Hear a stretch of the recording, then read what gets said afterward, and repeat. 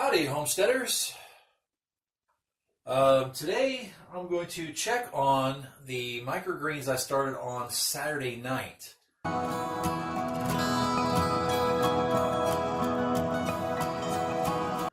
And, real briefly, I just want to apologize for that video. I was, videoing in low light, which is a video recording no-no. I was doing it in low light, that's why it looks a little pixelated. I was actually using GoPro Hero 4, which is really good quality, but no camera is really all that great in low light. So if you have low light, you need to put extra lighting and all that stuff. So I'm just, still figuring all this stuff out. And when you're working on trying to get things done, especially if you're doing it for the first time, it's hard to keep all this stuff straight. It's hard to remember all these things. But it is a good camera. I know before I didn't have such a great camera. Right now I'm actually using my cell phone, and I'm going to be using my cell phone for a little while because the GoPro's got some problems. They're going to send it back. So anyway, that's not what this video is about. This video is about checking on microgreens that I planted. I planted a spring mix, a basic salad mix, broccoli, arugula, things like that in there, and that's basically what's in there. Cabbage, and I'm going to check on that, maybe give it a little bit of water so it doesn't dry out, just check on how it's going. And then I'm also going to keep the schedule going. I'm going to go ahead and plant sunflower, pea, and radish. Now I'm going to do 2 trays of each, and right now all I'm really trying to do is just 2 basic things. One, grow some microgreens for the first time, so that's just an experiment, really. I've never done it before. And then the second basic thing is I need to get some free samples. So I get the free samples together, take them to the restaurants, drop them off, and then get some accounts going. So those are the 2 major things I'm trying to do with this. And then hopefully the video I'll try to record as much as I can. But really right now, getting started for me is the video recording doesn't seem like much of a priority. Maybe it's one of those things I'll look back and I'll be glad I did it, but right now the video recording almost seems like a nuisance, at this point. Usually people, that when they videotape things they've already been doing for a while, and they're already the expert at it, but I'm not anywhere near that right now. So let's go ahead and get working on that. Good to see how they're doing. Wow, look at that. Okay, it's already starting to germinate and come up, right? It's only been a couple days. Looking pretty good as far as I can tell. I see a lot of that fuzzy stuff you see right there. I've been told that that's not mold. That white fuzzy stuff right there near the ground, those are actually roots trying to find the ground. So those are actually seeds that have germinated and trying to find roots, or a place to put their roots in the ground. That's what that fuzzy stuff is along the bottom. If you have any mold, it will be across the tops, from what I understand, and I don't really see any across the tops. So I might be doing pretty good. So what I'm going to do is this still is a little moist on the inside, so that doesn't look like it needs to be redone. Still moist on the inside, so that's good. I might just leave that the way it is. Don't have to add any moisture there. And let me just do like a lift test. Okay, still pretty heavy, right? I really don't think I need to add any water to this at this point. It looks like there's plenty of water left in the ground there, and like I said, this dome is still wet, so there's still humidity going on inside this dome. So I'm just going to cover it back up. I'm actually just going to cover this back up and just let that continue, and just to see the other one, just to take a quick peek. Yep, oh, that looks good too. That also looks good. So really, for my first attempt, just watching some YouTube videos, and just decide to, buy the stuff that you need, and just start doing it. Just doing what you saw in the videos, and then just wait for the results. See what you can do with that. So it's really encouraging. I'm greatly encouraged. So to me, so far, it's a success. So I'm really encouraged and really kind of excited about that. You kind of, when you do stuff for the first time, you kind of halfway expect it to go wrong. You kind of halfway expect something bad to happen. But yeah, so far it looks all right. So that's good. And another thing I kind of like to draw my remembrance to is, the Bible says that, what we do is we sow and we water, but it's God who gives the increase. And really that's got a lot of truths on a lot of levels. In this natural level, anytime you plant seed, you plant the seed and you water the seed and you hope they germinate. But really, it's God who gives life to those seeds. It's God that gives the increase to those seeds, first and foremost. And then, on the more spiritual level, whenever we're reaching out to people with the gospel and talking about Jesus and talking about how we are in eternity, and, in love for God and love for that person, you share with them. You're planting that seed with them. And maybe they've already heard the gospel, and you're just going to reinforce what they've already heard. And you're going to water those seeds, right? Really, that's all you can do. After that, God gives the increase. So whether or not they actually grab a hold of life and get saved is at that point, after you've shared it, after you've planted that seed or watered that seed, after that, it's between them and God. So that's another thing to think about. Now, I have these trays from Saturday that have holes in the bottom that I drilled holes in. So I got 2 already. I'm doing 2 of each of 3 types of seeds today, so I'm going to need 6 total. So I need 4 more of these with holes drilled in the bottom, much like what you see there. So what I've learned is, instead of doing 4 individual trays, I've got 4 trays stacked up, and I'm sure there is a limit to this. Just like if you take 3 or 4 pieces of paper and you put them under a paper cutter, you can cut all 4 or 5 of them. But if you put like a book under a paper cutter, it's not going to cut it. So there is going to be a limit to how thick or how many trays you go with this. But I do have a power drill, so I don't know how much that limit would be. I probably wouldn't go more than 5 or 6 deep. Only because of how thick it would be, and it'd be easy for that drill bit to go the wrong direction and cause damage to some of the trays. But I would say probably 6 is all I would really want to push it on that. But I'm gonna do 4 right now, and I've got my trusty block of wood right here with all the little holes in it already. I'm gonna put some more holes in it, and I'm not gonna try to go deep. Once I feel like I've gone through all 4 trays, I'm gonna stop and pull back out of there.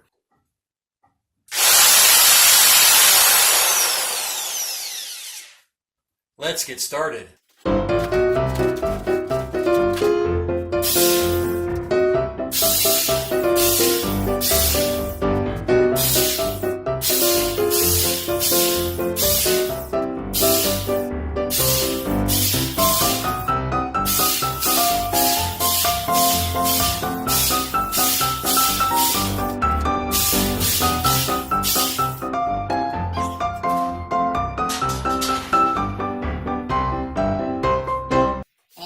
Downside to drilling holes is you're going to have some debris, so you're going to have to take each one off and individually shake it.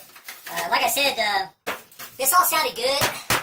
Whenever I heard someone else on YouTube say that just drill your own holes, it sounded good to me. But yeah, I didn't really fully think it out. So I don't know. I think I looked online, and the price difference between the holes and no holes seems to be no price difference that I've seen. I can get the same price for the holes or the non-holes. I think next time I'll just buy them with holes already in them to save myself a little bit of work. Not that I don't like using my power tools. Come on now. I did think about, well, you got 100 trays. Why don't you just put holes in 50 of them? I might not want holes in 50 of them. It might turn out that I might need more trays to use as domes or as lids. Like I am over here, I'm using 2 trays as domes. And you don't want to have a dome with holes in it. One of the things you want to do is block out the light so it has a chance to germinate. They like to germinate in the dark and humidity. So I'll just put holes in them as I need them. And then we'll go from there. But I got the one with holes on top, the one without holes on the bottom. Let's put that inside the other one. Okay, now it's ready for me to put in some soil. There's people who grow in rock wool. There's people who grow in cocoa coir. There's people who grow in peat moss. So I just say pick the cost-efficient method for you. Whatever is more cost-efficient seems to be the winner.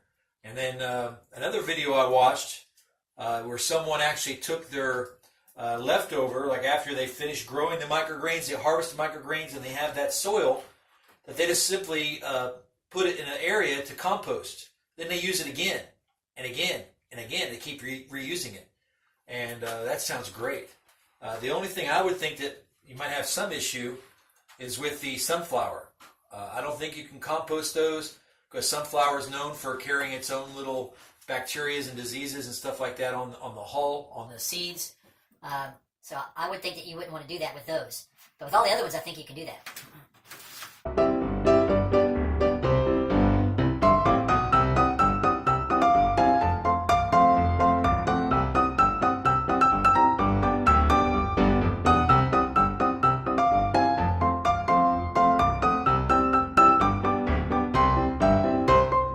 Basically, I feel about halfway up the tray. That seems to be something that's going to work. Also, I kind of even it out a little bit by hand. Some people take a board or something to make it really perfectly flat. I don't think that's necessary. In the videos I've seen other people who just do it by hand, like you just saw me do it, and it works just great for them. So I'm not about adding processes I don't really need. So I'm going to go ahead and try it just by using my hands. It's quick and easy, and you get it done faster. I'm going to go with that first, and if I have failures with it, then yeah, I'm going to go the other way. But if it has success, then why do it?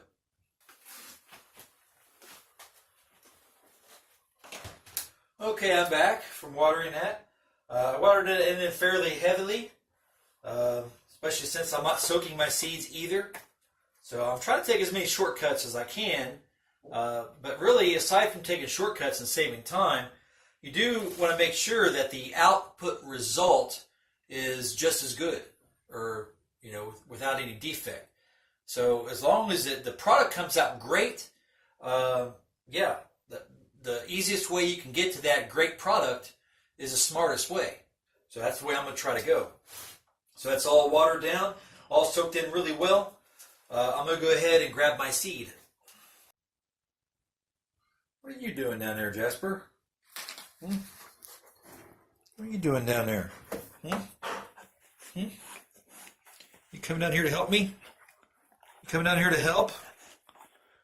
I don't know how this is helping me rubbing the side of your face. How's this helping me? You gonna help me with the microgreens? Is that what you're doing? Coming down to help me? Help? Okay. I'll let you help. You help by sitting over there on the carpet. That's where you're going to help. You sit down there and you be good. Let's see here. Figure out how this thing goes.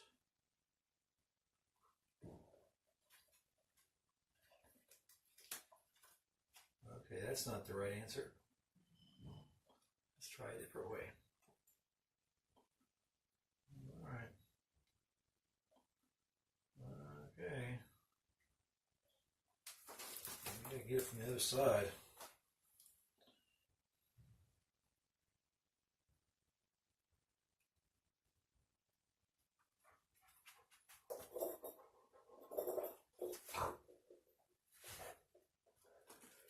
there's a trick to this thing. I just don't know what it is.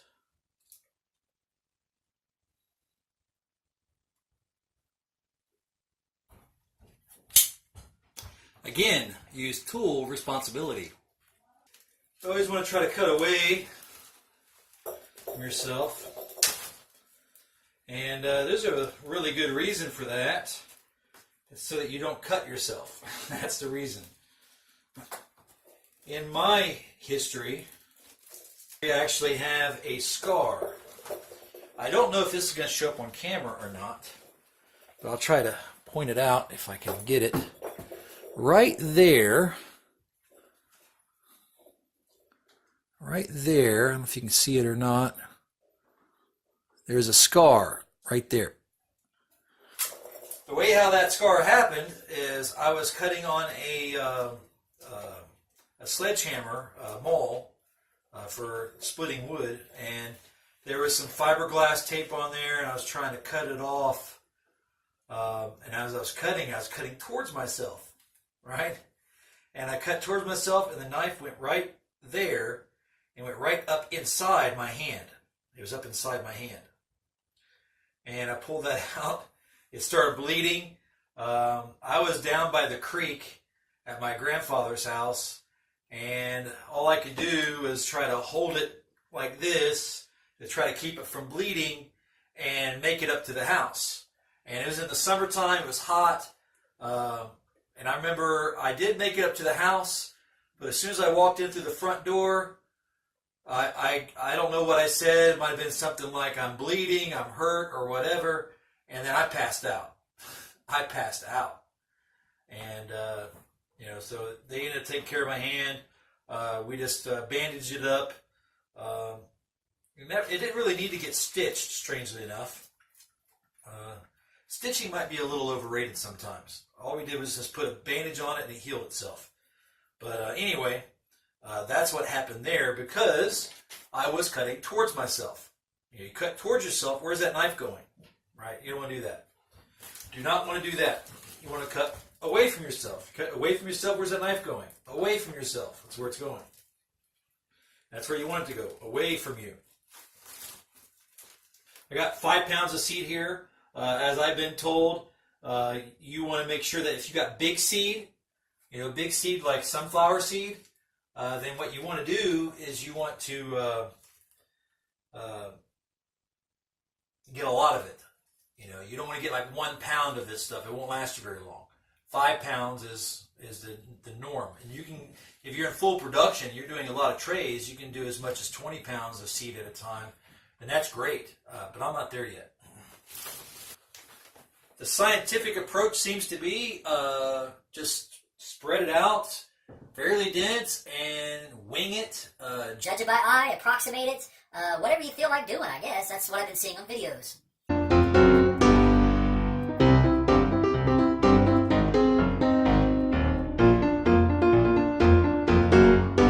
I guess the trick is, even though it's fairly dense, you want to be fairly close together.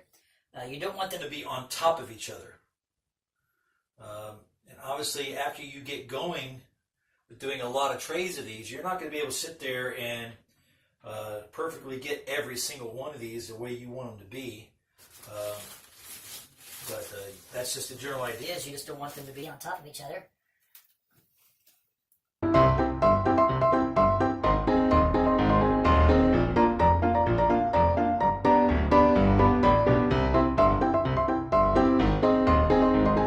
Probably about as much as I'm wanting to push it.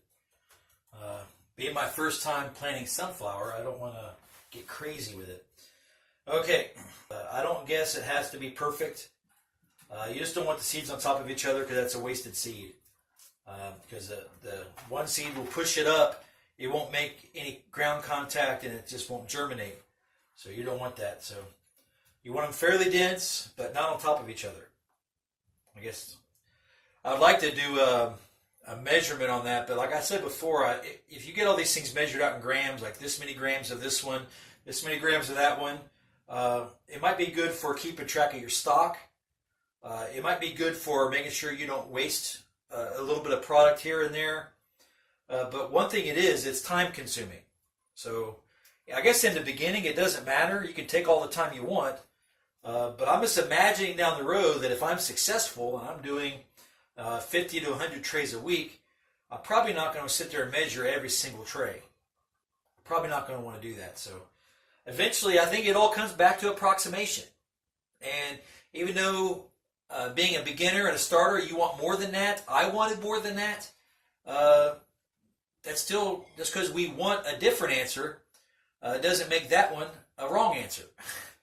I might not like the answer, but it seems to be the right answer, so that's what I'm going to go with. It's like whenever we hear from the Bible, and we hear, what's the purpose? We think to ourselves, what's the purpose of this life? Why am I here? And then people give you answers from the Bible, and it might not be what you want to hear. You might not seem right to you, but it doesn't mean that it's not right. Actually, being from God, it is right. So there's another parallel there. So just because you don't like a truth doesn't make it untrue. Just because you don't like it. So I'll just go ahead and deal with it, and I'll conform myself to the process. I'll change me to the way it needs to be. All right?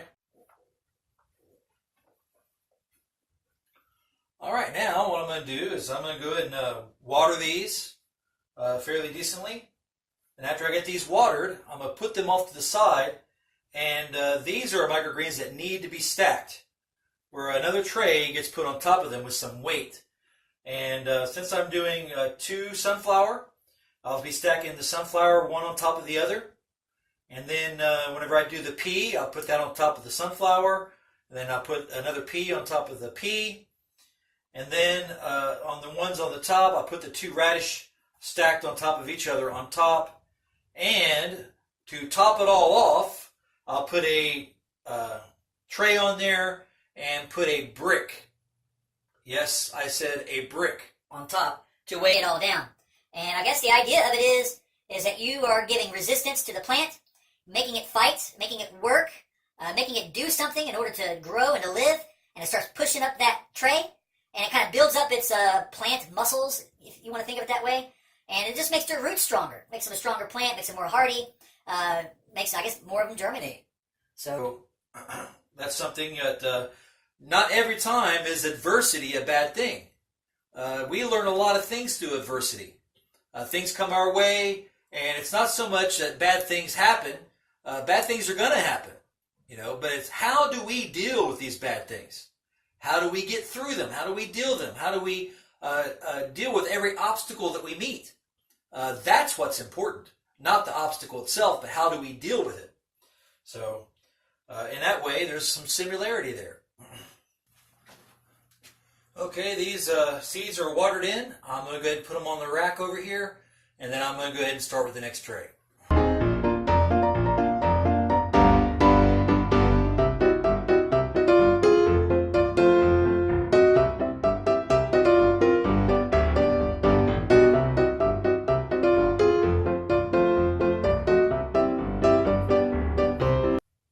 I interrupt this time lapse to take a coffee break. My wife brought me some cold coffee because she loves me, and I'm going to drink some. All right. Now, that's good coffee. I know it's a little off topic, but I got to tell you, ever since I started drinking good coffee, now I'm talking good coffee, you know what I'm talking about? The really good stuff, not the stuff you buy at the store, all right? The stuff you buy at the store, even the expensive stuff, isn't good coffee. But good coffee is coffee that's been small batch roasted, and roasted in small batches, and from a small batch roaster. And I got this coffee that came from Ethiopia. That is a light roast. And ever since I started drinking light roast coffee, I like it so much better than medium, or especially better than dark. I don't care for dark roast coffee at all anymore. That's the coffee that had me convinced that coffee just tastes bad, right? Coffee just tastes bad, and you kind of try to develop a flavor for it over the years, and it's just something that just basically tastes bad, and you're not going to fully enjoy it. But then, medium roast, hey, that tastes better, right? Tastes better. It usually has some kind of a chocolatey flavor if you get some good stuff. But the light roast, now the light roast, I can taste all the little fruity notes and everything that's in the coffee, all the different nutty flavors and everything that's in there. And it's like when you roast your coffee too long, it's like you're cooking all the flavor out of it. But anyway, that's just my opinion. But yeah, if you get some good coffee, small batch roasted, that usually you have to buy off the internet or find someone in your area that actually happens to be roasting it. It is superior coffee by far. And I like the single source coffee much better than the blend. Most coffee you get is a blend from 3 or 4 different places, and they blend them together. And they might even have a light roast, a medium roast, and a dark roast, and blend all that together into one mix. And, people like that, but I like this better. I like it when it's a single source, and it's just all light roast, or just all medium roast. I kind of go for that. But anyway, enough about coffee. It's time to open the pea.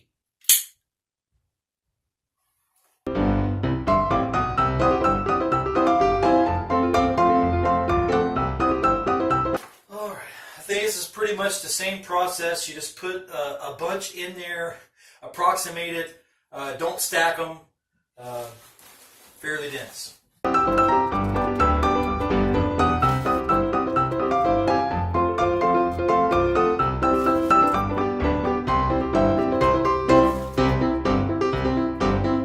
Something I've been trying to do is I'm trying to pay attention to the corners of the tray, the sides of the tray. You don't want everything to be just in the middle.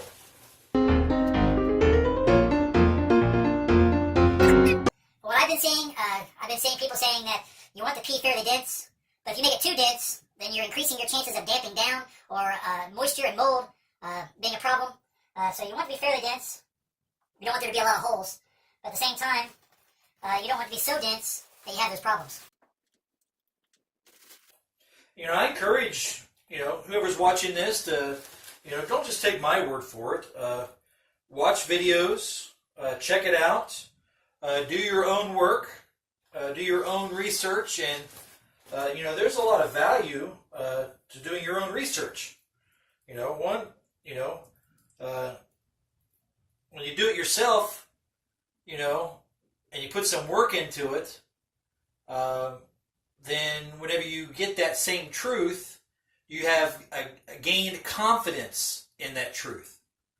Just like with the Bible. I've been talking about the Bible all this time and quoting Bible verses and talking about all these things, but don't take my word for it. Check it out yourself.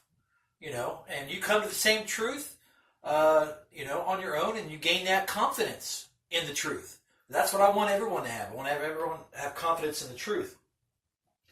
So there's a lot of value to that. And the Bible says, study and show yourself approved. So we all have to study on our own and get our own information, but I hope this does help in some way.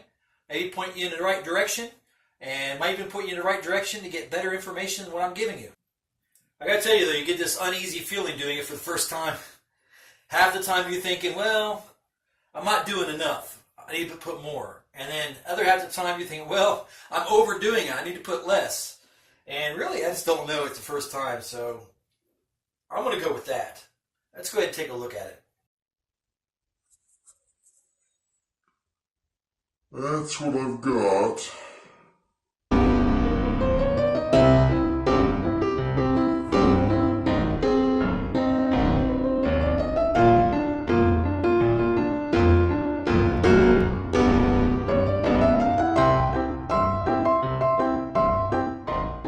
Hopefully that works.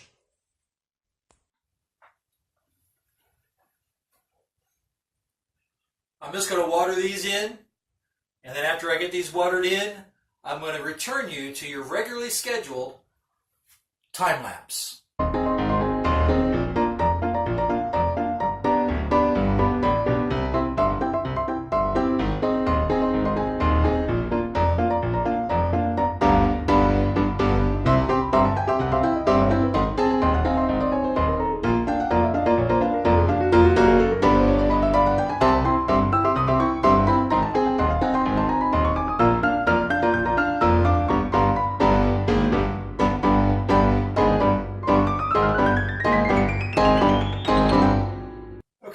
everything planted, everything watered in.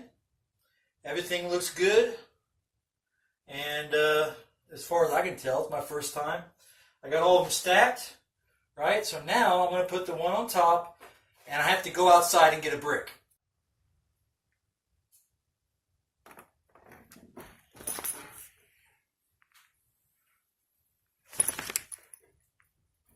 What are you doing, Jasper? Jasper? Hey, what are you doing?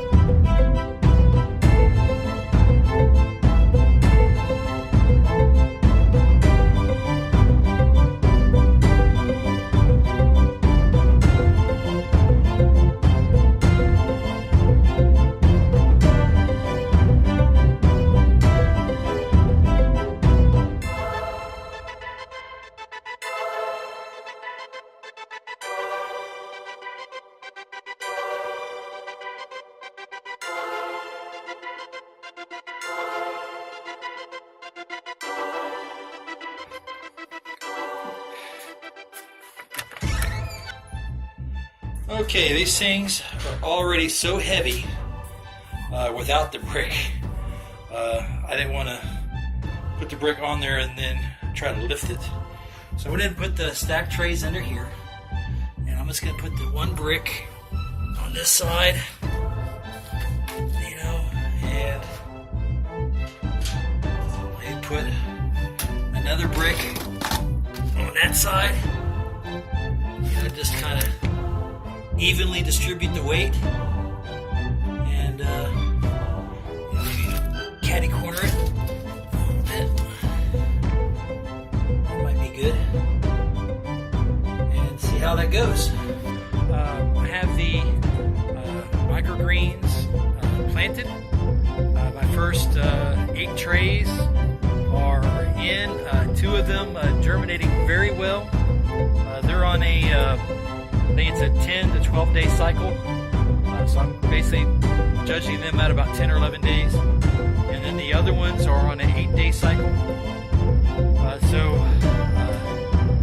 This next week I will be harvesting them, and of course before next week, on Saturday and on Monday, I'll have to plant again to keep the cycle going, to keep it going. That way I'm able to harvest the same day every week, and that's very important. Now, Jasper decided to mess up my mulch. I don't know if you can see that. Anyhow, he messed it up.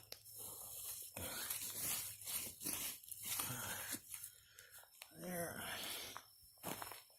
And here.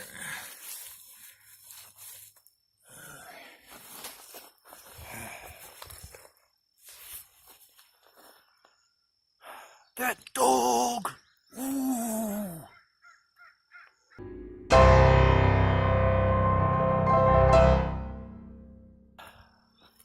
So those were my morning chores. I do have a lot more to get done today. Mow the grass, deal with the garbage, finish putting these in the burn pile. Work. It just keeps stacking up, right?